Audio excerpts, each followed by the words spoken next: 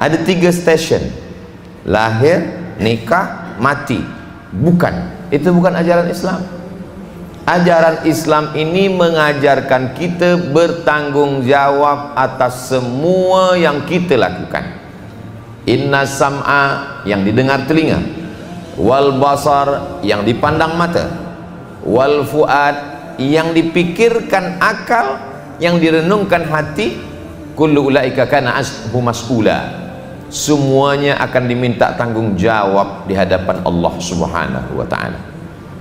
Jadi kalau kita bekerja di sebuah corporate syarikat, itu kita dituntut hanya dari mungkin pukul 7 pagi hingga pukul 5 petang, atau kadang-kadang sampai malam. Bila kita sebagai seorang pilot, mungkin kita akan dituntut untuk aktif mempertanggungjawabkan semua aktiviti kita, daripada kita take off hinggalah landing.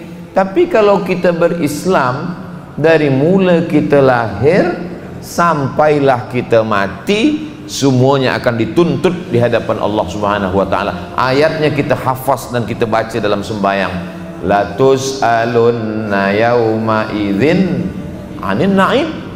Semua na'im. Na'im pakai ain, na'im artinya nikmat. Tapi kalau pakai hamzah, na'im, tidur.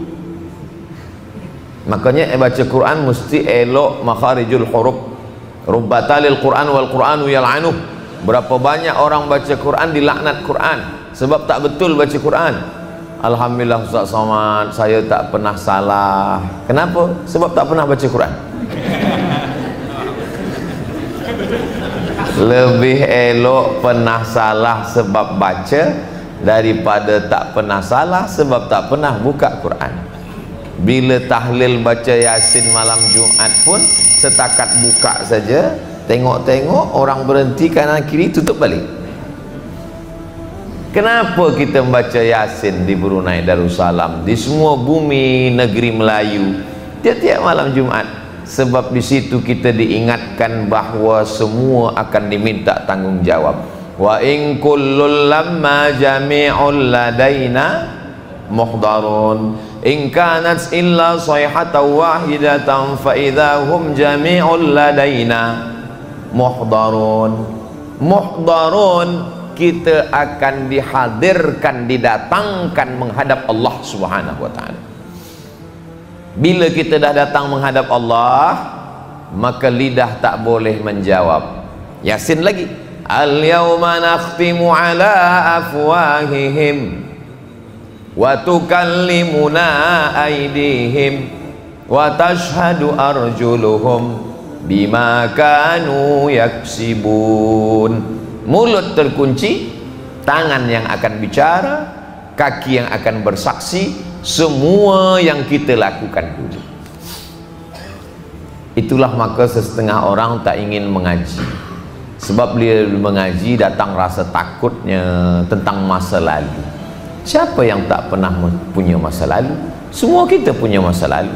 Jadi bila ada seorang lelaki berkata kepada perempuan, aku ada masa lalu, aku masa lalu, engkau pun punya masa lalu, masa depan milik kita berdua.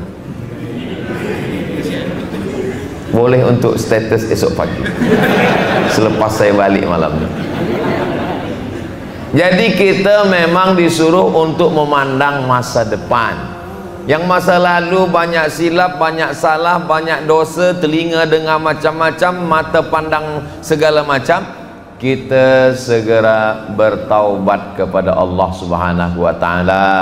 Seelok-eloknya bertaubat adalah mandi taubat. Macam mana mandi taubat tu Ustaz? Mandi semua basah. Mandi di toilet ke atau di bilik mandi atau di mana? Terserah. Apalagi di Brunei Darussalam, bila nak mandi lepas di kampung air pun sudah mandi. Kalau sampai ke tengah, bukan cuma dosa yang lepas, orangnya pun hilang sekali. Selepas bersih, kita pun sembahyang sunat taubat.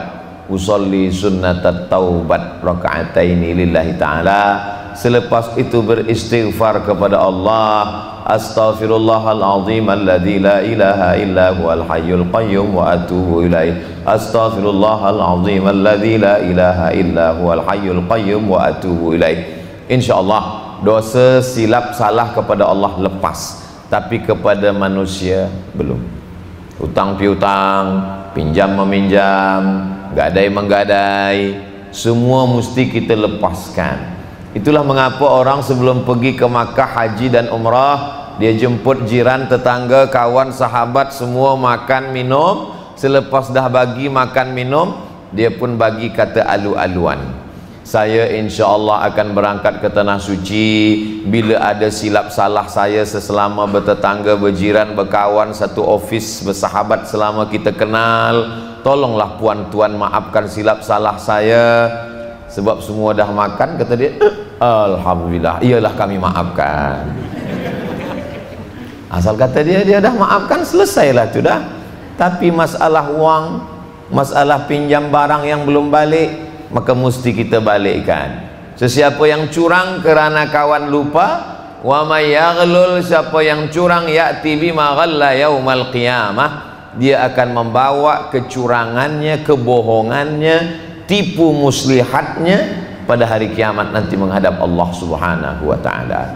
Kepada Allah dengan taubat, kepada manusia dengan minta maaf. Selepas itu pandang ke hadapan, jangan terlampau banyak memandang ke belakang. Itulah mengapa bila kita bawa kereta, cermin yang memandang ke belakang lebih kecil daripada cermin menghadap ke hadapan. Kenapa? Supaya kita jangan habiskan waktu untuk memandang masa lalu. Pandanglah masa depan. Ini pun boleh juga untuk status lagi.